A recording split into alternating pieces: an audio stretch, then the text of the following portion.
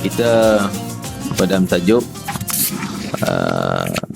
tentang Ya'jud dan Ma'jud, yang mana di episode awal kita tahu Ya'jud dan Ma'jud adalah bangsa manusia, dua bangsa daripada bangsa-bangsa manusia. Dia bukan jin, bukan bentuk binatang, tak. Cuma mungkin rupa paras mereka ni agak sikit pelik daripada manusia normal lain. Rabbil alamin wassalatu wassalamu ala rasulil amin wa alihi wa sahbihi wa man nasarahu wa taba'ahu wa alahu ila yaumiddin. Rabbi shrah li sadri wa yassir li amri wa hlul 'uqdatam min lisani yafqahu qawli. Nawayna ta'allum wa ta'lim wa tadhakkura wa tadhkir wa naf'a wal intifa' wal ifada wal istifada wal hath 'ala tamassuk bi kitabillah wa sunnati rasulillah wa du'a ila al huda wa dalata 'ala al khair ibtigha'a mardatillahi wa qurbih wa thawabihi maghfirati wa ridwanih wa husnul khatimah 'inda al maut wa raf'i darajat fil jannah wa murafaqati sayyidina Muhammadin sallallahu alaihi wa alihi wasallam wa ibtigha'a syafa'ati yawmal qiyamah 'ala hadhihi an-niyyah wa kulli niyyah salihah syamilah khairati dunya wal akhirah wa ila hadrati sayyidina Muhammadin sallallahu alaihi wa alihi wasallam. Al-Fatihah. A'udzu billahi minasy syaithanir rajim. Bismillahir rahmanir rahim. Alhamdulillahi rabbil alamin arrahmanir rahim maliki yaumiddin. Iyyaka na'budu wa iyyaka nasta'in. Ihdinas siratal mustaqim siratal ladzina an'amta 'alaihim ghairil maghdubi 'alaihim waladdallin. Amin. Alhamdulillah, syukur pada Allah Ta'ala di atas kesempatan ni dapat kita teruskan pengajian daripada kitab Kiamat Hampir Tiba, karangan guru kita almarhum Syekh Ahmad Fahmi Zamzam rahimahullahu ta'ala. Mudah-mudahan Allah tinggikan darjat syurga beliau dalam syurga Firdausil A'la bersama para nabi, as-siddiqin, asy-syuhada dan as-salihin. Dan kita mengharapkan syafaatnya juga para ulama, para awliya, khususnya syafaat baginda Nabi Muhammad sallallahu alaihi wasallam pada hari kiamat nanti. Amin ya rabbal alamin. Kita pada tajuk tentang Ya'jud dan Ma'jud, yang mana di episode awal kita tahu Ya'jud dan Ma'jud adalah bangsa manusia, dua bangsa daripada bangsa-bangsa manusia. Dia bukan jin, bukan bentuk binatang, tak. Cuma mungkin rupa paras mereka ni agak sikit pelik daripada manusia normal lain. Dan mereka terkurung dalam kurungan yang dibuat oleh Zulqarnain seperti yang diceritakan dalam surah Al-Kahfi. Ada semut. Macam-macam dia bunyi ya.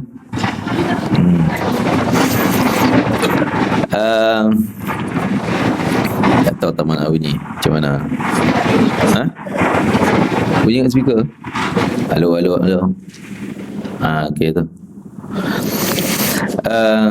Ya'jud dan Ma'jud, dan Ya'jud Ma'jud akan keluar bila sampai waktunya. Dan peristiwa keluarnya Ya'jud Ma'jud setelah peristiwa Nabi Isa berjaya membunuh Dajjal dan juga memerangi bangsa Yahudi yang berada di sekitar Palestin. Dan setelah tu Nabi Isa dapat wahyu bahawa Ya'jud Ma'jud dah keluar, dan diperintahkan kepada Nabi Isa dan rombongan tentera Nabi Isa yang sebelumnya diketuai oleh Imam Mahdi. Imam Mahdi antara tentera lah, menjadi tentera Nabi Isa, diperintahkan untuk menyelamatkan diri ke gunung Jabal Musa, gunung Tur Sinai. Bahasa kita, bahasa Quran itu Tur Sinai. Dan kita sambung pada muka surat 223. Apa dicerita kat situ. Jadi sepanjangnya zaman Nabi Isa alaihissalam menjadi khilaf, setepatnya memang tak pastilah. Khilaf ulama, ada kata 40 tahun, ada yang mengatakan setelah dia meninggal, setelah peristiwa Ya'jud Ma'jud, jadi ada lagi masa Nabi Isa dan sebagainya. Kita tengok muka surat 223, ada suatu perkara yang baik untuk disebutkan di sini, kata pengarang kita Syekh Fahmi Zamzam rahimahullah, iaitu kalau kita merujuk kepada keseluruhan hadis-hadis berkenaan turunnya Nabi Isa alaihissalam sehingga beliau wafat, maka nampaknya segala kejadian ini hanya berlaku sekitar Asia Barat, iaitu Nabi Isa turun di Syam, Syria, dia pergi menuju ke Palestin, berlakulah sekitar Palestin, lepas itu ke Semenanjung Sinai yang sekarang ni dalam peta Mesir lah. Semenanjung Sinai itu negara Mesir. Dia jadi macam jantung tu kan, antara benua Afrika dengan Arab Saudi, Semenanjung Arab atau Semenanjung Sinai. Daripada situ Nabi Isa setelah Ya'juj Ma'juj mati semua, dibunuh oleh Allah Ta'ala, bunuh dengan hantar ulat-ulat yang makan urat leher dia orang tu, mati serentak. Setelah tu Nabi Isa akan menuju ke tanah dua tanah suci, Madinah dan Makkah. Sekitar itulah berlaku. Jadi sebab tu dia kata nampak cerita ni macam berlaku di situ sahaja, tidak lebih dari itu. Nabi Isa tak sampai Malaysia, Nabi Isa tak sampai ke Eropah, ke mana tak pergi. Dia negara tadi je yang dia sebut tadi. Sebab tu selalu saya sebut sebagai petanda zaman Nabi Isa, zaman Imam Mahdi ni semakin dekat adalah Yahudi menguasai penempatan yang berada di Palestin. Dia halau orang Arab keluar, dia panggil semua Yahudi over mai duduk di Palestin kan. Itu sekarang ni dah berlaku. Itu yang tak ada siapa yang mampu halang dan halau Yahudi itu, Zionis, daripada Palestin. Daripada dulu, hari ni, dan sampailah zaman Nabi Isa baru berjaya bunuh. Seolah Allah bawa mai dia orang tu, kumpul mai cepat, mai kumpul duk tanah Nabi Isa nak mai bunuh hangpa. Senang bahasa kampung dalam situ kan. Mai duk sini, Nabi Isa nak perang nanti kat situ je. Tak payah Nabi Isa nak pergi cari dia orang sampai Amerika mana tu. Dan boleh dikatakan hampir 90% sampai ke puncaknya, boleh dikatakan hampir 90% ataupun lebih kurang macam tu, yang orang Yahudi semua berkumpul. Yang ada Arab dalam Palestin tu hanya Arab sekadar kita nak kata macai ni kasar sangat kan, sekadar pekerja-pekerja dia orang. Yang mana orang Yahudi ni dia tak boleh 100% dia saja. Sebab dia ada hari, contohnya macam saya pernah pergi sampai hari Sabtu. Hari Sabtu dia tak boleh buat kerja langsung. Dia tak boleh bawa teksi, dia tak boleh masak. Kalau dia chef tak boleh masak. Kalau dia kerja hotel tak boleh kerja. Sehingga saya sebut dulu, pintu hotel sebelah tingkat kami duduk tu, hotel tu kebetulan hotel yang wakaf Baitul Maqdis kami pergi tu dah penuh. Paksa kena duduklah hotel yang Yahudi punya. Jadi dia ada tingkat sebelah, setiap tingkat pintu buka. Tak ada orang picit pun, tak ada orang tekan nombor 1, tiba-tiba pintu nombor tingkat 1 nyet buka. Tingkat 2 buka. Tingkat 3 buka pintu. 4, 5 sampai 11 kita duduk tingkat 11 jenuh. Kan? 11 kali pintu tu buka. Walaupun tak ada orang keluar masuk. Hari Sabtu je macam tu dia kata. Tanya dia pasal apa ni, tanya orang Arab lah. Dia kata pasal hari ni hari Sabtu. Hari Sabtu orang Yahudi tak boleh buat kerja. Nak tekan nombor pun tak boleh, haram bagi hukum dia. Nak tekan nombor 1, 2, 3 tu tak boleh. Dia hanya masuk, naik, nyet, masuk pintu. Masuk pintu pun ni pelayan-pelayan Arab, pekerja Arab lah yang buka pintu. Buka lengan pintu tu, masuk. Kan? Dia duduk hanya yang ortodok lah, yang kuat ibadah dia orang tu, duduk ibadah dia lah. Ya. Sebab tu tukang masak pun dia tak boleh ambil tukang masak Yahudi. Sebab nanti hari Sabtu siapa nak masak untuk dia orang. Jadi pekerja-pekerja Arab ni diperlukan, tu je yang ada dalam Palestin. Yang tak bekerja, yang nampak kacau, dia halau semua. Yang saki-baki ada sekarang dalam semenanjung tebing barat, tebing barat Ariha tu, dalam bandar kawasan Ariha tu masih ada orang Islam di situ. Tapi kemungkinan yang tu pun kena halau nanti. Yang tak kena halau dan tak boleh halau mungkin Gaza sahaja, yang disebut sebagai tentera Imam Mahdi. Kan Gaza, nak ikut Gaza kecil je, kena bom habis, hancur. Tapi tak habis-habis juga. Kan? Kekuatan dia orang tu, mereka adalah antara tentera-tentera yang akan menjadi tentera Imam Mahdi nanti. Semangat dia orang, dengar bom tak ada masalah. Kan? Kita merecut ni dah kecut dah. Takut. Kan? Itulah disebutkan. Tidak lebih dari itu. Jadi negara-negara lain boleh jadi masih dihuni oleh orang kafir. Memang orang kafir, orang Kristian masih ada. Dulu kita baca Nabi Isa turun di Syria, laluan dia, orang Kristian yang bau aura dia tu ataupun aroma dia mati. Bukan seluruh dunia, hanya laluan tu je. Laluan Nabi Isa tu je. Adapun di Amerika ke, di Rusia ke, di mana negara yang ada Kristian, dia tetap hidup. Jadi negara lain boleh jadi masih dihuni oleh orang kafir, kecualilah kalau Nabi Isa AS akan sampai ke mana-mana negara, maka penghuni negara itu sama ada akan terus masuk Islam ataupun mereka akan mati kerana mencium angin pernafasan Nabi Isa AS, iaitu angin nafas beliau akan sampai sejauh mata memandang. Ini orang Kristian semua mati, terhidu mati. Orang Islam tak, orang Yahudi tak. Orang Yahudi tak mati, hanya Kristian je. Sebab orang Yahudi akan lari semua berkumpul dan dibunuh oleh Nabi Isa nanti di sana selepas pembunuhan Dajjal. Tidak ada riwayat yang mengatakan bahawa Nabi Isa AS akan mengelilingi bumi dan akan pergi ke mana-mana tempat selain pada negara tadi, Asia Barat. Lain halnya dengan Dajjal. Dajjal dia menjelajah seluruh dunia, yang telah disebutkan dalam banyak riwayat bahawa dia akan pergi ke seluruh pelosok dunia kecuali Makkah, Madinah yang tak dapat dia masuk. Itu je. Malah setiap, bukan satu negara sekali pergi. Nabi kata setiap ada sumber air. Kalau kita kira satu kampung lah, kan? Satu kampung mesti masuk, tiap-tiap kampung sumber air. Tapi Dajjal, kita dah sebut dulu, Dajjal datang dengan laju. Macam mana boleh pergi setiap kampung, setiap tempat?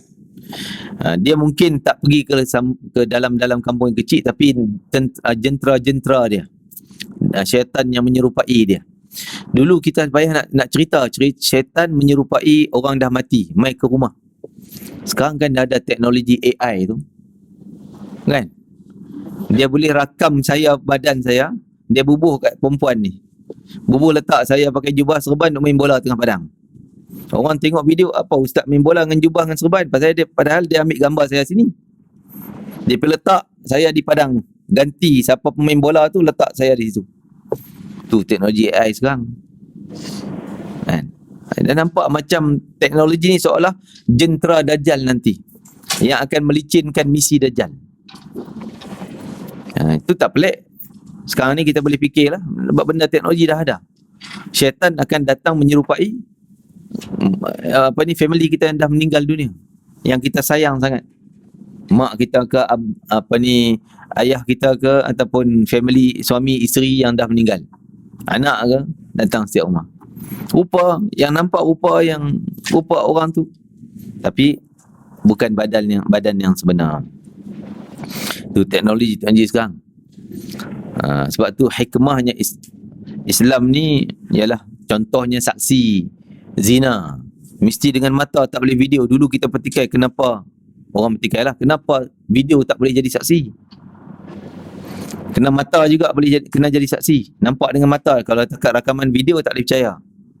Sekarang ya Allah, dia boleh letak ni, datang 100 orang, 200 orang, dia boleh letak gambar saya semua ni. Yang hadir semua Ustaz Azan. Dia boleh buat macam tu, kan? Itu yang teknologi sekarang seolah akan melicinkan misi-misi Dajjal. Jadi fitnah akhir zaman ni macam-macam. Kadang tu lah tak boleh nak percaya sangat. Memang tak boleh percaya lah, bukan tak boleh percaya sangat, tak boleh percaya langsung. Kena ada bukti-bukti yang lain. Rasanya sulit untuk kita mengatakan bahawa keadaan dunia luar dari Asia Barat, apakah masih ada orang Islam atau tidak? Wallahu alam. Itu tak ada jawapan. Orang Islam ada lagi tak di negara lain? Dia kata wallahu alam, tapi pada pandangan saya ada lagi. Sebab masa Dajjal datang, tak ke semua jadi kafir pada Allah, beriman pada dia, tak semua. Ada yang betul-betul jaga iman walaupun duduk di Indonesia, walaupun duduk negara lain. Mungkin dia masih teguh dengan iman dia, masih dia pertahan dengan iman dia. Jadi tak lama lepas Dajjal kena bunuh tu, dia masih ada, kan? Hanya Allah saja yang mengetahui dengan apa yang akan terjadi nanti. Jadi walaupun didedah dengan detail cerita macam ni, tapi masih ada benda yang, persoalan yang kita tak boleh nak jawab, tak tahu. Senang jawab wallahu alam, tidak pastinya. Ha. Yang kedua, kita tengok muka surat 224, matahari akan terbit dari tempat tenggelam. Ini setelah peristiwa Ya'juj Ma'juj mati.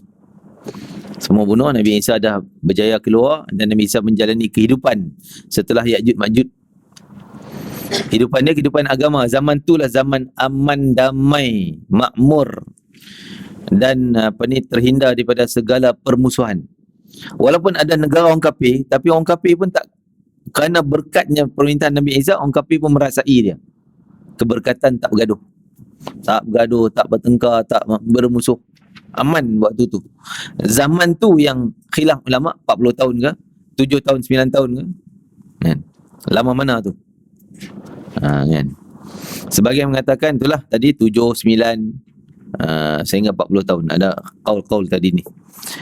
Tapi zaman penamat keamanan tadi pun jadi khilaf, adakah kematian Nabi Isa terus jadi huru hara? Sebagian sebelum ni kita dah baca, tidak, setelah Nabi Isa wafat akan diganti pemerintahan yang lain. Ada pemerintah lain setelah Nabi Isa wafat. Imam Mahdi dah wafat dah. Nabi Isa wafat, ada pemerintah lain, Islam juga. Tapi tak lama, hanya beberapa bulan, tak disebutlah berapa angka bulan tu. Tapi tak lama, dia disebut sebagai tak lama. Tak lama, kita rasa tak sampai setahun lah. Ya. Jadi lepas tu dia pula jatuh. Sejak tu Islam pun kalau yang masih hidup akan menjadi tekanan musuh-musuh Islam. Akan dimusuhi balik. Akan macam-macam lah. Sehingga maksiat ni berleluasa. Orang Islam nak mengamalkan Islam pun susah. Boleh jadi nak semayang pun kena bunuh. Kan? Nak buat amal ibadah payah. Orang Islam akan menang dan menguasai semua orang bukan Islam. Akan menguasai semua orang Islam. Sehingga tidak ada aman lagi dah waktu tu. Aman untuk orang Islam, tak ada aman dah. Tak ada aman nak buat ibadah ni. Kalau mereka ikut cara kafir, dia hidup aman. Na'udzubillah min zalik. Jadi sejak itulah peristiwa berlaku, Nabi sebut macam rantai yang terputus tadi. Rantai macam kita tasbih tu, bila putus, jatuh satu yang lebar, habis semua. Dia akan datang berturut-turut dengan cepat. Jadi yang sebelum ni lambat kan, berapa tahun, 10 tahun Nabi Isa nak ni apa semuanya. Bila dah Nabi Isa wafat, yang lain datang berturut-turut zuzuk dengan cepat. Masa yang singkat. Antaranya, jadi sebenarnya setelah peristiwa Nabi Isa ni, tak tahu mana dulu susunan ni pada pandangan sebahagian ulama, iaitu Syekh Fahmi Zamzam mengambil sebahagian pandangan para ulama. Kalau kita tengok susunan hadis pun macam-macam. Ada yang mengatakan, contoh di sini sebut matahari terbit daripada barat, binatang ganjil muncul, Al-Quran hilang. Yang mana dulu? Wallahualam, mungkin cerita Quran dulu, atau binatang muncul daripada Mekah, ataupun matahari terbit dari barat dulu. Mana dulu wallahualam. Tapi bila datang satu, akan datang yang kedua, yang ketiga, dengan begitu masa yang singkat. Kita tengok matahari yang akan terbit dari tempat tenggelam barat, kan? Dia terbalik. Matahari itu akan terbalik pusingan dia. Tanda besar kiamat yang berikutnya ialah matahari akan terbit dari arah tenggelamnya, barat lah, iaitu arah barat. Jadi matahari yang biasanya kita lihat seperti hari timbul dari arah timur, di arah timur, akan muncul di sebelah barat pada akhir zaman. Pada berlaku tu. Kejadian ini mengikut Imam Hafiz Ibn Hajar rahimahullah ta'ala, ia merupakan permulaan tanda kiamat yang merosakkan sistem alam cakrawala, yang mana kejadian ini akan disudahi dengan kehancuran alam. Dia bagi pandangan dia, kata ini mula dulu, lepas itu habis semua sistem-sistem ni, elektrik, apa semua, internet ke apa benda tu. Mungkin sebagian mengatakan kehancuran tu sebelum tu lagi. Malah sebagian orang mengatakan matahari ni sebelum Nabi Isa dan Imam Mahdi lagi. Jadi sebab tu susunan ni kita tak tahu susunan mana dulu.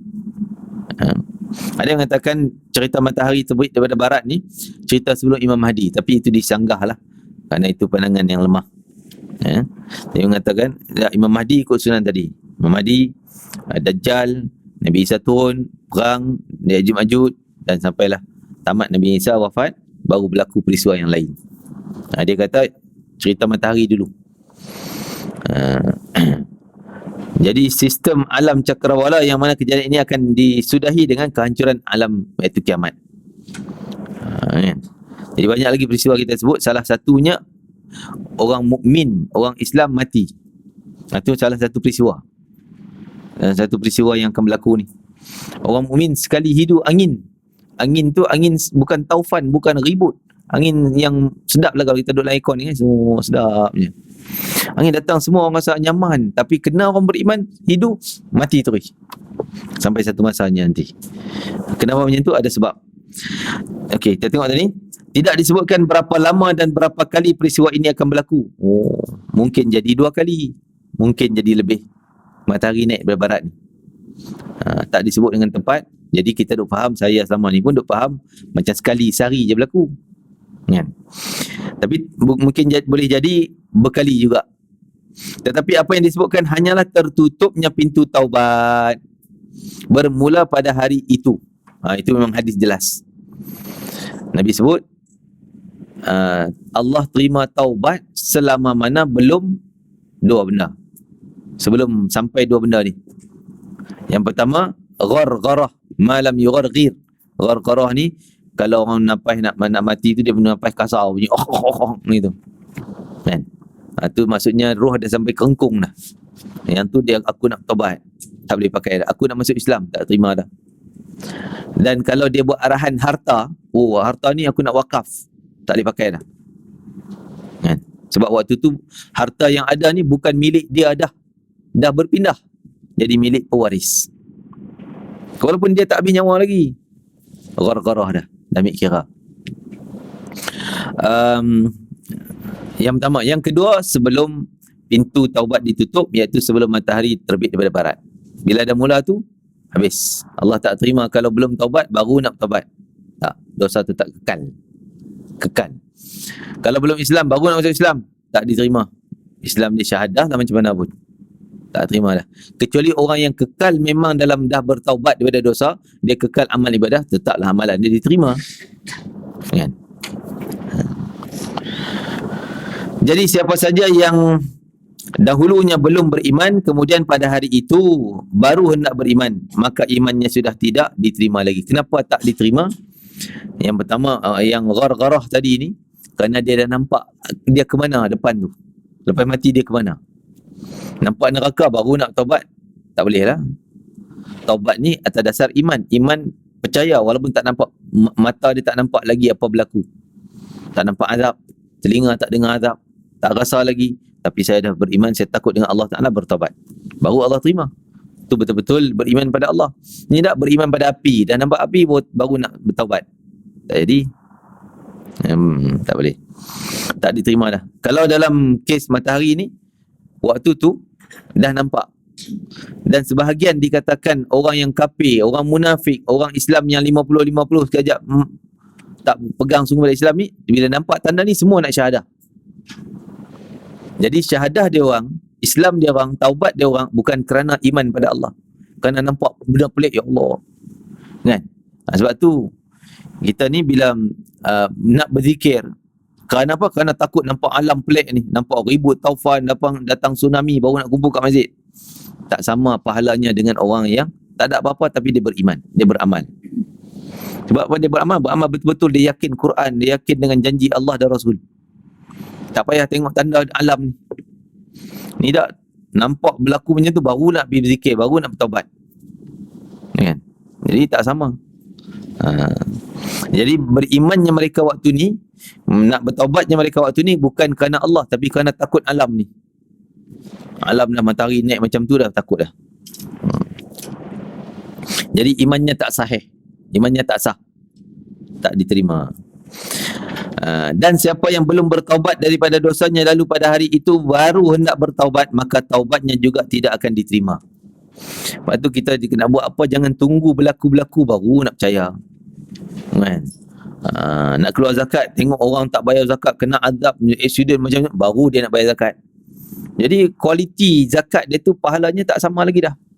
Lepas tu yang Nabi sebut, sedekah waktu sihat 1 dirham lebih besar pahalanya daripada sedekah waktu sakit 100 dinar, 1 dirham ataupun 100 dinar. Maksud 1 dinar tu besar tu. Waktu sihat kita bagi RM10 je. Lebih baik daripada waktu sakit bagi 100 ke 1000 dan sebagainya. Sebab apa? Dia waktu sakit baru nak bagi. Dia ada kerana lain, bukan semata-mata kerana Allah, kerana nak dapat sihat, kerana supaya orang tu doa kat dia. Allah pun maha cemburu. Engkau ni minta kat aku dengan sebab orang lain. Kan? Tak mau. Biar kita hanya semata-mata kerana Allah. Tak ada sebab sakit apa bagi. Itu lain. Harga dia lain, nilai dia di sisi Allah Ta'ala lain. Begitu amal ibadah semayang. Kadang orang berzikir Astaghfirullahalazim boleh buat 1000 kalau dia sakit. Duduk hospital, Astaghfirullahalazim, Astaghfirullahalazim. Orang main pun Astaghfirullah, tak nak sembang-sembang, Astaghfirullahalazim, Astaghfirullahalazim, Astaghfirullahalazim. Kan? Sembang tak nak haji maka buat Astaghfirullahalazim. Tak mau. Kan? Tak sama dengan kualiti waktu kau sihat. Waktu sihat betul-betul menghadap Allah dengan istighfar, dengan semayang, dengan itu dan ini, kualiti pahalanya lain. Imam Qurtubi rahimahullahu ta'ala membuat penjelasan kepada Allah. Kenapa Allah penjelasan kenapa Allah SWT tidak lagi menerima taubat pada hari itu. Ialah apabila matahari sudah naik dari arah barat, maka semua orang akan takut dengan hampirnya kiamat. Semua baru nak taubat. Jadi taubat dia bukan kerana Allah, kerana matahari, takut dengan alam ni. Mereka akan dilanda oleh satu ketakutan yang dahsyat, yang sangat dahsyat, sehingga padamlah segala syahwat dan lemahlah segala tenaga. Maka keadaan seperti itu sama seperti keadaan orang yang hampir mati baru nak bertaubat. Sebab apa? Dia dah nampak dah. Dah terbayang dah, nampak neraka apa semua, baru nak bertaubat. Tak boleh lah. Apabila rohnya sudah sampai ke halqum, kerengkung tadi, ia sudah putus asa daripada kehidupan. Malah orang yang tu waktu tu yang ahli maksiat tak pernah semayang pun kalau boleh nak minta kembali nak semayang. Kedekut tak pernah taubat pun Allah Ta'ala sebut kalau boleh dia nak sedekah waktu tu, semua harta dia tak kisah dah. Kalau dulu nak keluar RM10 geletar tangannya kan, waktu sakit nampak macam tu nak bagi semua pun sanggup. Allah tak terima dah, bukan harta kau lagi dah. Oleh sebab itu orang ini juga tidak diterima lagi taubatnya. Taubat bukan semata-mata kerana Allah. Masya Allah. Sebab tu orang saleh, dia buat amal apapun ganda pahala. Dia sembahyang 2 rakaat juga, sama dengan orang lain mungkin sembahyang 2 rakaat, tapi pahalanya tak sama. Ini betul-betul kerana iman, cinta pada Allah. Sebab tu kita tengok para sahabat Nabi SAW. Nabi kata, la tasubbu ashabi, jangan kamu nak sebut benda jelek, benda yang tak baik tentang sahabat-sahabatku. Walaupun sahabatku ni sedekah sebelah tamar, tak sama dengan orang mutaakhir zaman kita ke zaman setelah sahabat yang derma emas sebesar gunung Uhud. Banyak tu, pahala tak sama. Amount dia beza jauh. Gunung Uhud, kalau bagi gunung Uhud tu sedekah batu je pun dah lebih banyak daripada sebelah tamar tadi. Ni emas pula, tapi pahala tak sama. Kenapa tak sama? Bukan Allah tak adil lah bagi kat sahabat pahala lebih, yang lain tak ni. Kerana cinta tu, iman hati mereka penuh dengan cinta pada Allah Rasul. Amal hati penuh dengan cinta Allah Rasul lain ya. Masya Allah. Jadi sebab tu kita memanglah tambah sekarang ni slogan cinta Rasul, cinta Rasul. Kita ambil kesempatan supaya menampakkan cinta, timbulkan. Macam orang ya, sayang cinta, dia kena selalu sebut-sebut benda tu kan, anak-anak ke dan sebagainya, supaya timbul benda tu. Jadi kita pun ambil guna-gunalah hadir majlis cinta Rasul dan sebagainya, mudah-mudahan timbul sungguh gemar cinta kita kepada apa yang disebut. Kerana nak cinta kena cerita-cerita tentang Nabi, baru kita nampak hebatnya cintanya kita pada Nabi SAW, pengorbanan dia pada kita. Kalau tak dengar cerita mana nak tahu? Tak kenal tak cinta kan? Jadi kena dengar, kena hadir, kena baca, kena selalu ambil tahu tentang kisah-kisah orang yang kita cinta. Malah kata Nabi SAW, mungkin hadis yang pernah saya sebut di sini, iaitu di akhirat nanti orang yang cinta mencintai akan bertemu dan akan saling bantu-membantu. Walaupun dunia dulu tak pernah jumpa. Dia hidup tah zaman yang berbeza, jarak yang timur dan barat, tak pernah jumpa pun dua orang tu. Tapi di akhirat dia jumpa, terima kasih, dan dia masalah, kau tolong orang ni bagi syafaat. Itu kerana cinta. Sayyidina Anas bin Malik radhiyallahu anhu bila dengar Nabi sebut anta ma'a man ahbabta, dia kata para sahabat orang Madinah ni tak pernah rasa punya seronok, gembira setelah masuk Islam. Yalah, daripada kafir dulu, bila masuk Islam seronok, gembira kerana dapat Islam, hidayah. Tapi kali kedua mereka gembira bila dengar hadis ni, anta ma'a man ahbabta, engkau akan duduk bersama dengan orang yang kau cinta di mahsyar nanti, kau kenal nanti. Jadi Anas ni dia khidmat dengan Nabi daripada umur budak-budak 10 tahun. Jadi Nabi layan, ialah dia hari-hari ada di rumah Nabi. Tak sama layanan mesra Nabi tu dengan orang yang sekali-sekala datang, saya jumpa. Nah, dengan pakaian yang biasa macam kita lah, duduk rumah pakaian biasa cuma jumping gitu je kan. Rumah dengan suami dengan baju-baju gitu je. Kalau nak keluar, wah punya cantik kan, berseri berserap semua dah kan. Tapi duduk rumah masak pakaian biasa je lah. Jadi Anas ni rasa macam dia ni macam tak disayangi oleh Nabi apa. Nabi tak sayang dia kot kan. Tapi bila dia dengar anta ma'aman ahbabta, engkau akan bersama di mahsyar bersama orang yang kau sayang, dia kata cukup. Nabi tak sebut sayang pada aku pun tak apa, sebab aku yang sayang pada Nabi. Jadi sayang pada orang ni satu pihak dah cukup kan? Kita sayang pada Nabi, Nabi tak pernah sebut nama kita lah secara khusus. Sayang pada sahabat Abu Bakar, Umar, walaupun Umar mungkin tak pernah kenal pun kita ni, macam satu pihak cukup. Dah dapat sertifikat, kita berkumpul dengan dia orang bersama dengan mereka. Tapi betul-betul lah bukti kecintaan kita yang sebenar. Jadi beramal atas dasar sayang cinta Allah Rasul, ganjarannya lebih berganda-ganda daripada orang beramal kerana nak pahala aja, kerana berlaku musibah baru nak buat amal. Itu lagi lah kualiti dia lebih rendah. Sebab tu memanglah di peringkat awal kita beramal ni kena diumpan dengan ganjaran. Buat ni ganjaran 1000, buat macam ni ganjaran 100, gandaan. Diumpan macam tu. Tapi bukan itu target kita. Bukan target kita beramal untuk dapat benda tu, tapi target kita beramal untuk dapat cinta Allah dan Rasul. Tapi tangga kita baru tangga kedua, ketiga memang jumpa itulah ganjaran. Kita pun tanya, kalau buat ni ganjarannya berapa? Ni ganjarannya berapa? Tak apalah. Itu peringkat permulaan kita. Tapi bukan matlamat yang tu. Matlamat kita lebih tinggi, nak dapat cinta Allah dan Rasul. Okey, satu yang ketiga, tu peristiwa yang kedua setelah peristiwa Ya'juj Ma'juj semuanya. Bintang ganjil akan muncul di Mekah. Yang ni pun mungkin berlaku beberapa kali. Binatang silap sebut kan. Mata dikelabu sikit ni. Binatang ganjil. Dabbatul ard, dalam Al-Quran disebut Dabbatul ard. Ada sebut dalam Quran. Tapi tak cerita detail lah, cuma nama tu pernah disebut. Dabbatul ard. Dabbah ni binatang. Binatang yang melata muka bumi. Dia kalau burung dia tak sebut dabbah sebab dia terbang kan. Air, binatang air pun tak. Dabbatul ard, sejenis binatang yang melata di muka bumi. Ganjil akan muncul di Mekah kan. Yang ni berapa kali saya sebut tadi, kerana dia berkali masuk dan keluar. Dia masuk, dia keluar. Dia boleh masuk dalam tanah balik, dia keluar balik. Mengikut Imam Al-Hafiz Ibn Hajar rahimahullah ta'ala, binatang ini akan muncul pada pagi hari ketika matahari terbit dari arah barat. Oh, hari itu juga ikut pandangan Ibn Hajar, hari itu juga. Bukanlah selesai matahari besok baru timbul binatang ni. Ia ganjil sekali kerana akan berbicara dengan manusia. Boleh cakap. Dia boleh cakap dan menjelaskan siapa beriman dan siapa kafir. Malah dia tak cakap pun, dia lalu je. Katalah lalu tepi rumah orang, ahli rumah tu nampak jelas, oh engkau kafir rupanya, oh engkau Islam. Lalu je binatang ni, dia lalu kawasan tu yang berdekatan, akan jelas kafirnya dengan wajahnya hitam, wajahnya putih bercahaya. Sehingga ahli keluarga yang tolong ni tak tahu pun kata dia ni kafir, baru nampak tanda kan. Lebih lagi dia boleh cakap pula.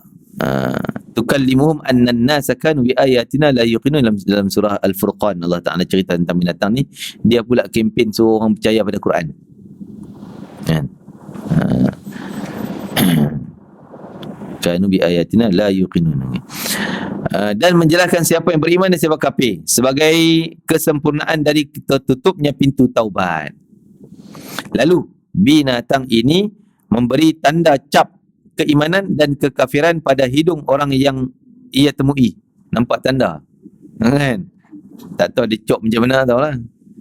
Tapi jelasnya tadilah cahaya hitam dan cahaya putih berseri. Tu. Jadi orang yang beriman akan jelas keimanannya, dan orang kafir jelas, dia tak boleh sembunyi lah, kan? Walaupun dia pun tak tahu kata dia kafir, na'udzubillah min zalik. Kadang-kadang orang ni cakap lebih kurang, kan? Cakap yang berkaitan agama pun dia cakap main-main, dah jadi kafir tu. Dia pun tak sedar, tapi dia semayang. Dia semayang, bulan Ramadan pun dia macam puasa, tapi dah kafir dah dia. Kalau hari ni jelas, clear. Baru dia pun terkejut, aku rupanya sekian. Na'udzubillah min zalik. Mudah-mudahan Allah kekalkan iman pada kita sehinggalah akhir hayat. Amin ya rabbal alamin. Kan jelas. Jadi tu binatang tersebut, cerita ni, binatang ni dia keluar daripada bumi, bukan dia genetik lahir kelahiran, tak. Dia dari mana tempatnya? Dalam kitab lain sebut, sebahagian pendapat ulama mengatakan keluarnya daripada Bukit Safa. Kita sa'i tu kan, Safa Marwah. Bukit Safa tu dah mula retak. Dulu pernah ada sebut, isu-isu disebut dia orang tutup tu sebab Bukit Safa ni dah mula ada rekahan, pecah. Jadi dia orang buat tu kerana faktor takut keselamatan, takut inilah orang cedera kan jatuh situ. Betul juga, tapi dah nampak rekahan tu, macam dah ada isyarat dekat-dekat dengan ni. Tapi dia orang tampal balik, tampal. Wallah alam. Dan dia boleh keluar dan dia lalu. Jadi binatang ni menjelajah dunia juga? Tidak. Itu pasti. Dia hanya kawasan Mekah, mungkin sampai Madinah. Dan tak lama pun hayat dia. Tak lama pun. Tapi dia kadang-kadang dia masuk balik dalam bumi, hilang. Tiba-tiba keluar. Masuk, dia keluar. Masuk tempat lain, keluar tempat lain. Jadi luar biasalah tu yang nama ganjil pelik tu. Pelik. Dan dia bila cakap dengan orang, jelas. Tadi jelas tanda iman tak iman tu. Dia cakap apa? Cakap, kalau orang tu beriman, mungkin dia cakap tentang keimanan, engkau orang beriman dan sebagainya. Kalau orang tu orang kafir, dia akan cakap tentang memberitakan orang tu kafir. Kalau bercakap langsung. Seko je. Bukan banyak ekor. Kan? Seko je lah. Tapi dia menjelajah, lalu jumpa orang tu, jumpa orang ni. Dia tak pergi seluruh dunia. Dia hanya kawasan tu sahaja. Tak sampailah negara kita ni. Tapi berita tu orang beriman, semua yang berlaku ni berita akan sampai. Akan kita tahu. Yalah, sekarang pun semua kita tahu kan. Facebook berlaku lahirnya di Rusia tu. Ini dapat tahu dah. Yang keempat, Al-Quran akan diangkat ataupun hilang. Diangkat maksudnya hilang daripada muka bumi. Ni peristiwa ni. Apabila pintu taubat sudah tutup dan orang sudah tidak mahu lagi mengamalkan dengan isi Al-Quran, bahkan orang sudah tidak mengenal. Jadi bila sebut orang ni, bukan 100% orang Islam tak pegang Quran langsung. Majority. Bila sebut macam ni, maksudnya majority. Tapi adalah orang yang tetap teguh dengan Quran dia. Tapi kebanyakan dah tinggal Al-Quran. Allahu Akbar, Masya Allah.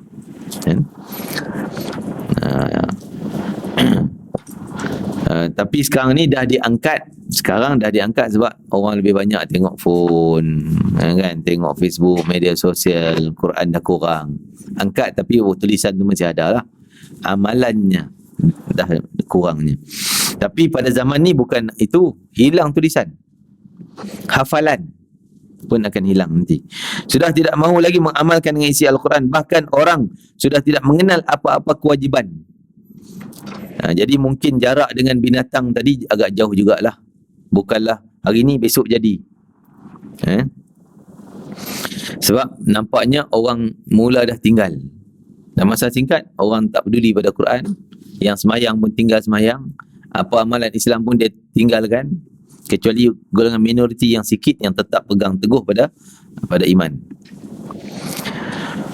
Bahkan orang yang sudah tidak orang sudah tidak mengenali apa-apa kewajiban terhadap Allah. Tak tahu ni maksudnya tak buat. Tak peduli lah semayang tak semayang. Tinggal semua. Dan mereka sudah tidak tahu apa arti solat sampai ke tahap tu yang paling teruknya. Ada yang tahu sembahyang tapi malas nak sembahyang. Tapi yang lebih teruk sampai tak tahu langsung solat ni apa, tak tahu. Puasa, haji sebagainya. Maka ketika itulah Al-Quran diangkat. Sebab tu kita nak kata Quran ni mungkin peristiwa lain dulu sebelum Quran. Sebab dia macam jarak yang agak lama berlaku. Sampai akan disebutkanlah hadis nanti, generasi baru ni dia kata, aku pernah dengar lah ayah aku sembahyang. Tak tahu sembahyang tu apa. Dia pernah dengar untuk nenek moyang dulu pernah sebut puasa. Tapi dia pun tak tahu puasa tu apa. Tu generasi akan lahir generasi macam tu. Allahu Akbar. Dia tak tahu langsung. Dia pernah dengar lah atuk nenek moyang aku dulu buat macam tu macam ni. Tapi tak tahulah, aku tak tahu buat. Sampai generasi macam tu. Jadi nampaknya jarak macam agak jauh juga. Sebab tu dia kata mungkin ada peristiwa lain sebelum tu. Peristiwa mungkin hancur Kaabah dulu ke. Ada peristiwa hancur Kaabah.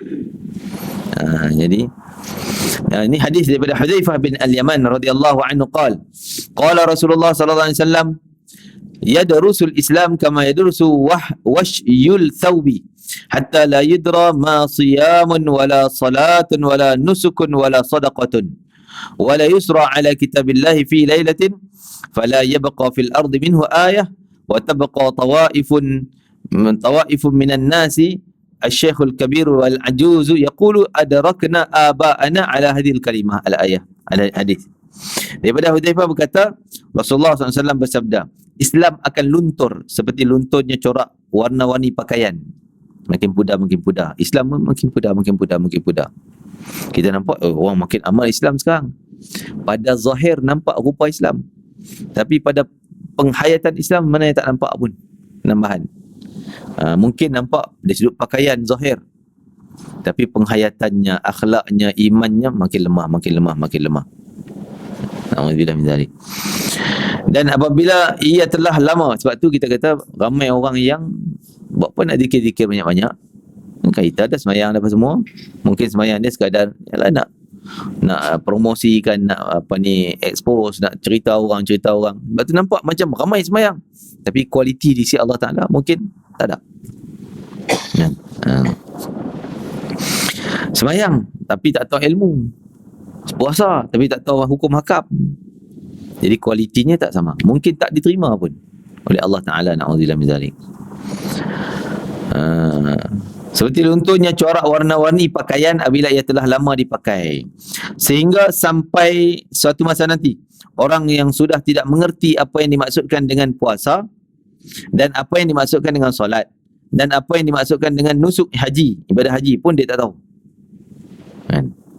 Sekarang ni ialah kita ada kursus mengajar yang ibadah haji ni tak semua orang boleh ingat dalam kepala sampai bila-bila. Yang cukup memadai dia nak pergi, dia nak buat tu dia tahu. Sekurang-kurang benda yang kena tahu dalam buat haji ni, tahu apa rukun, apa wajib, batal tak batal. Cukup dah benda asas tu. Hukum hakam detail-detail tu rujuk dalam ustaz. Tapi rukun dia tahu, rukun ada 6 perkara, wajib ada 6 perkara, wajib hukum macam ni, rukun hukum macam ni. Tu asas. Bila dia balik haji mungkin dia tinggal ilmu tu, dia lupa, tak apalah, sebab masa dia buat dia tahu. Cukup dah kira ada ilmu. Tapi sembahyang ni benda harian, tak boleh nak bukan sekali je. Sampai selagi itulah kita kena perbaharui ilmu sembahyang. Puasa pun sama. Kan? Hukum puasa sebelum Ramadan tu yang wajib tu kena ambil tahu sungguh. Yang ni batal, yang ni tak ni. Kan? Kalau tak kita buat ibadah tanpa ada ilmu, mungkin tak diterima oleh Allah Ta'ala. Dan apa yang dimaksudkan dengan sedekah? Sedekah maksud yang wajib ni, zakat. Tak tahu langsung. Al-Quran akan dihilangkan semuanya pada satu malam. Bila sampai masa Allah lenyapkan. Orang yang tidur malam tu dengan boleh baca Fatihah, boleh baca surah-surah tu, tapi besoknya tenganga, tak ingat. Fatihah pun tak ingat. Hilang habis daripada ingatan, daripada tulisan. Kalau tulisan frame-frame rumah kita pun mungkin tak tahulah macam mana, jadi terbakar ke. Jadi hilang tulisan tu. Hilang. Fizikal dia pun hilang. Quran, ada buku dia, mushaf, kita buka-buka kosong. Semua kosong, tak ada langsung tulisan Quran. Akan hilang. Satu malamnya. Malam tadi ada, hari ni tak ada dah. Maka pada esok harinya tidak tinggal langsung di permukaan bumi walaupun hanya satu ayat Quran. Maka yang tinggal hanya berapa kelompok dari manusia, antaranya orang-orang tua. Lelaki dan perempuan, mereka hanya mampu berkata, kami sempat menemui nenek moyang kami pernah kata kalimah la ilaha illallah, pernah sebutlah kalimah tu, tapi tak tahu apa makna, apa guna la ilaha illallah, tak tahu, dia tak tahu pun. Lalu kami pun mengatakan juga, kami pun tiru-tiru lah kan. Mungkin dibuat lagu lah macam mana. Ada orang kafir dia buat lagu la ilaha illallah Muhammadur Rasulullah. Jadi adakah syahadah dia diterima macam tu? Kalau dia tak faham apa, tak terima. Kena menghayati nak masuk Islam. Kena kita buat tu, kita syahadah dia, so dia terang dia apa makna asyhadu alla ilaha illallah. Lalu kami pun mengatakannya juga. Maka kata Silah ni perawi yang cerita hadis Hudzaifah Al-Yaman ni, nama orang lah Silah tu.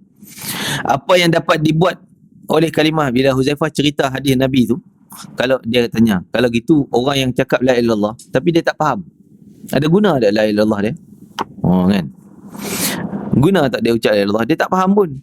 Rupanya ada guna juga. Sedangkan mereka tidak memahami apa yang dimaksudkan dengan solat. Dia ucap la ilaha illallah aja, tapi solat tak, puasa tak, haji tak, zakat tak, semua tak. Maka Hudzaifah menjawab, kalimah itu dapat menyelamatkan mereka daripada api neraka. Boleh jadi dia sebut dengan keikhlasan, dengan penghayatan. Jangan sebut main-main lagu-lagu je, tu tak jadi, tak boleh juga. Dia kena tahu makna la ilaha illallah dengan penuh penghayatan. Mungkin dia tak semayang, dia tak puasa, tak zakat, tak haji, boleh jadi dia ahli syurga juga. Sama ada dia kena seksa dululah, tak semayangnya apa semua kan. Akhirnya bersih dosa, masuk syurga.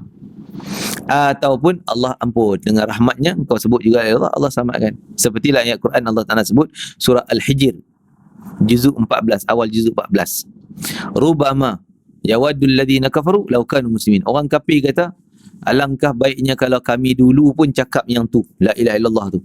Sebab apa? Kisahnya ayat tersebut, bila Allah perintah kepada malaikat penjaga neraka, sampaikan pada Allah, ya Allah, orang kafir dalam neraka mereka hina la ilaha illallah. Mereka kata kepada orang Islam, apa guna kau ucap la ilaha illallah tapi kau masuk neraka sama dengan kami juga. Engkau dulu kata tak boleh makan ni lah, tak boleh buat ni lah, tak boleh buat ni, tapi kau masuk neraka macam kami, tak guna kau ucap la ilaha illallah. Jadi seolah menghina kalimah la ilaha illallah. Maka sampai pada Allah, Allah maha cemburu. Allah kata malaikat, kau keluar semua siapa yang pernah cakap la ilaha illallah, keluarkan. Yang pernah menghayati la ilaha illallah, keluarkan, selamatkan manusia. Waktu tu orang kafir kata, rubama yawaddul ladzina kafaru law kanu muslimin. Alangkah baiknya kalau kami dulu pun cakap juga la ilaha illallah tu, selamat macam dia orang juga.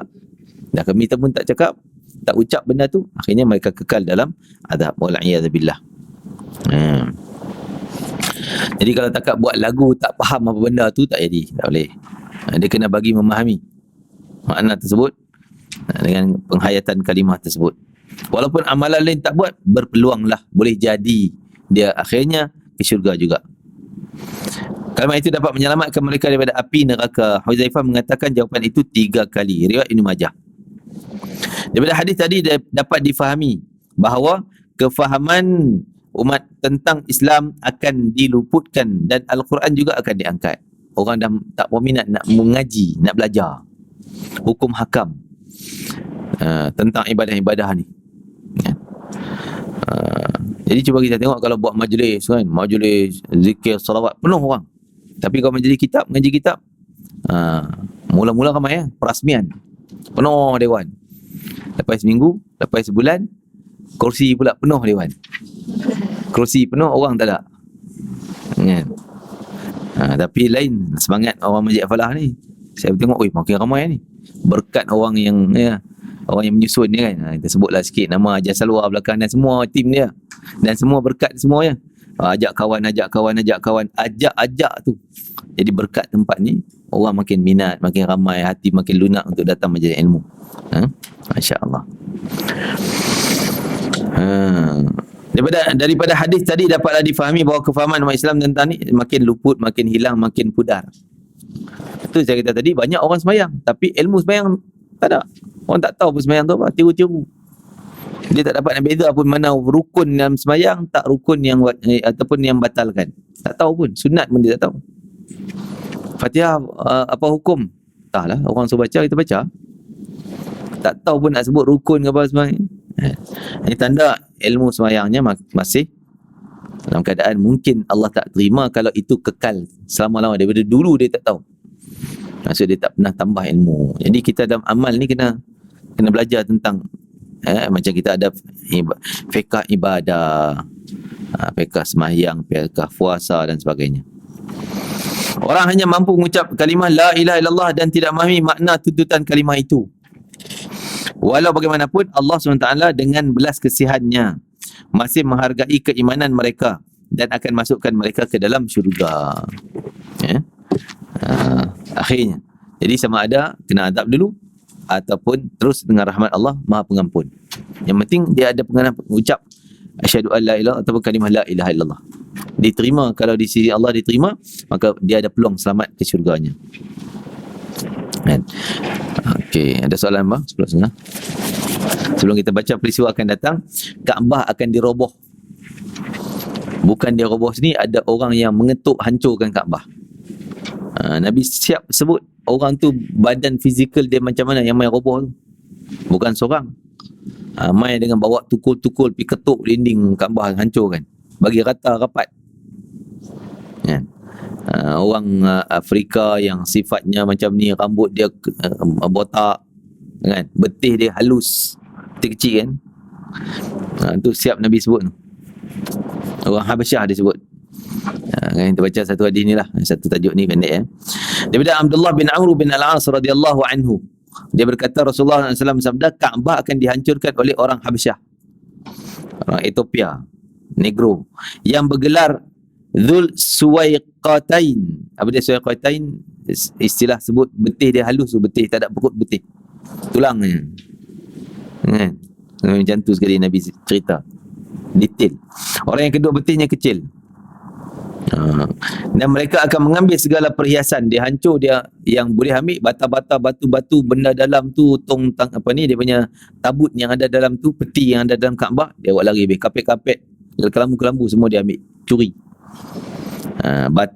Semen-semen dihancurkan dan melecutkan kelambunya, seakan-akan terbayang di hadapan mataku. Ni bila Nabi cerita pada Abdullah bin Amr, kata macam aku terbayang Kaabah tu sedang kena roboh.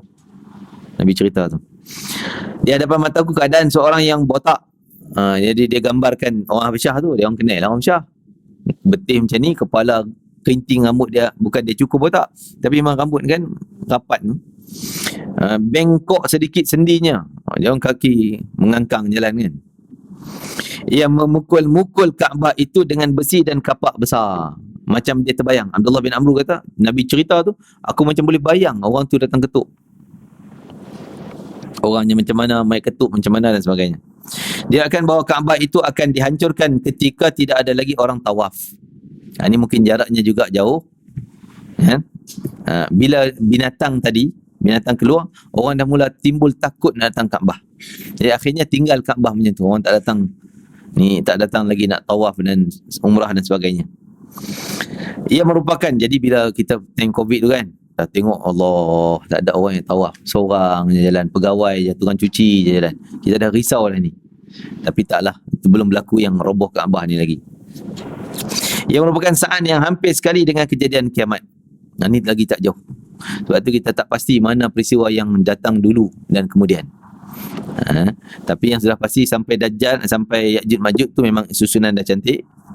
Setelah tu mungkin disebut tadi matahari dulu dengan dabbah binatang keluar.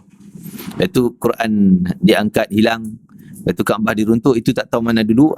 Akan datang peristiwa asap keluar daripada muka bumi pun tak tahu mana dulu. Bukan sebab kebakaran asap tu, bukan sebab jerubu kebakaran, tidak, tapi dia keluar daripada perut bumi. Mungkin kita kata tu apa, gunung berapi kot. Tak ada sebab yang boleh kita kaitkan dengan keluar asap. Gempa bumi apa ni, gunung berapi ke, terbakar ke, tak ada sebab. Tiba-tiba keluar daripada bumi ni keluar asap. Dan gempa bumi berlaku serentak dalam masa terdekat 3 tempat, timur, barat, semenanjung Arab, dalam masa mungkin 1 hari. Masa terdekat. Api yang halau manusia daripada Aden. Api itu main daripada Aden Yaman. Jadi benda yang kita kalau fikir kalau tak ada hadis Nabi ni kita pun tak boleh nak ceritalah macam mana berlaku. Api tu bakar sehingga manusia lari seolah api tu halau supaya kita berkumpul di satu tempat berkumpul. Kan? Peristiwa kiamat, sehinggalah matinya orang mukmin sebelum peristiwa kiamat akan disebut juga nanti. Wallahu ta'ala alam. Mungkin satu sesi lagi, dua sesi lagi kita habislah buku ni. InsyaAllah kita akan cari yang lain. Jadi kita tanda akan datang bab asap. Ya. Dan zaman umat Islam makin fokus orang kafir tu makin tambah. Ya, betul. Akhir zaman orang Islam makin sikit, makin pupus, yang kafir makin bertambah. Malah orang Islam pun makin jadi kekafirannya. Nama Islam lah, tapi amalan tak ada dah, iman tak ada dah. Makin banyak yang macam tu. Rupa pakaian Islam, tapi tak ada apa dah, kosong, iman tak ada, tak tahu apa dah. Ya. Tadi dah nampak zahir dia, pernah dengar lah tok nenek aku semayang, tapi aku pun tak tahu semayang apa. Akan ada generasi tu makin ramai. Kan? Jadi mungkin kita nampak cara kebetulan orang tak minat nak pergi sekolah agama, orang tak minat nak datang kuliah macam ni. Itu nampak apa ni, macam selari dengan apa yang Nabi sebut, makin kurang orang minat pada agama. Ya? Kalau kita tengok, Masya Allah, konsep ni sanggup tiket 1,000, 2,000 orang sanggup berebut nak beli tiket pergi. Kan, tempat kita buat majlis free, ya datang, siap nak pergi makan lagi. Tak ramai orang datang. Ini nampak dah cenderung minat tu kepada jauh daripada Islam tu makin banyak. Kan, wallahu alam.